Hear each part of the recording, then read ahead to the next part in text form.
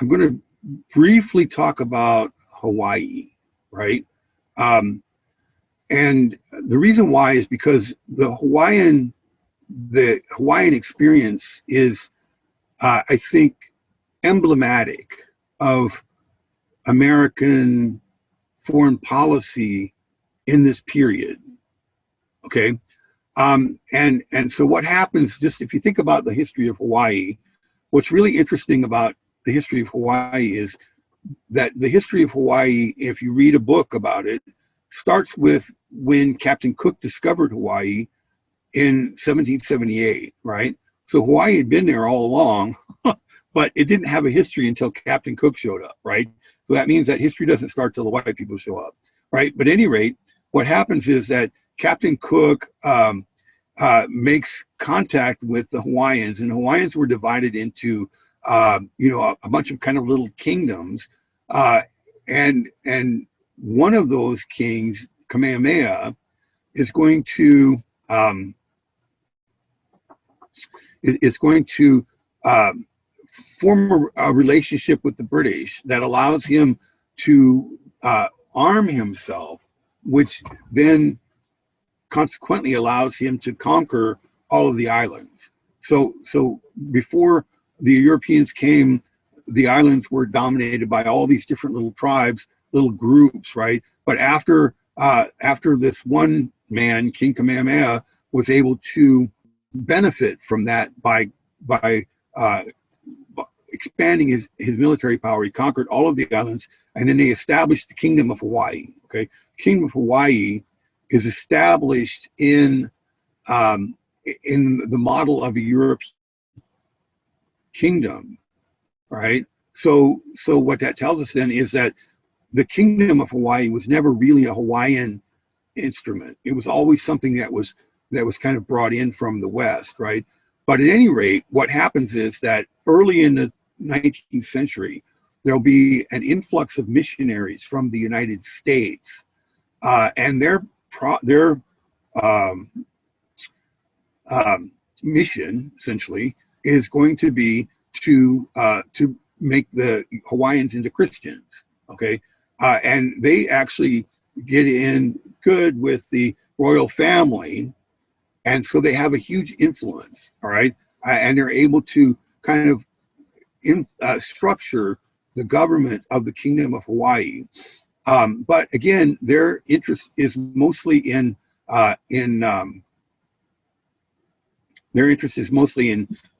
establishing Christianity, and not necessarily anything else. But their children, they're going to be there long enough to have children, and their children are not going to be interested in spreading Christianity. They're going to be interested in making money, right? And so they basically work their way into sovereignty over Hawaii, right? And the way that they do that is that they rig it so that they can get the land into their own hands, and then they use it to grow sugar, right? The thing about sugar, keeping in mind what the era that we're in, is that there's a competition. Well, first off, Americans don't make sugar, right?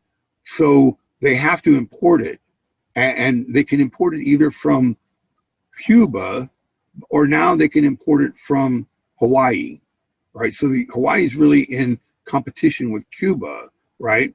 And keep in mind that the sugar industry in Hawaii, just like the sugar industry in Cuba, is controlled by Americans. Okay, they're not necessarily American citizens, but they think of themselves as Americans. Okay, and so what happens is that they're able to make an agreement with the United States government called a reciprocity treaty, right? The reciprocity treaty says that there will be no tariff barriers between the United States and Hawaii. All right, so that means that the Americans can, or the Hawaiians can, export sugar to the United States without tariffs, and then Americans can export things to Hawaii without tariffs, right? Well, the problem here is that that's great for the Hawaiians because the American sugar market is enormous, but it doesn't really help Americans because the Hawaiian market is tiny, right? So even though the Americans have this advantage, um, it's not really seen as any great advantage, and the American Congress is not really that interested in Hawaii. They don't become interested in Hawaii until after the Spanish-American War, because they don't see anything there of any value.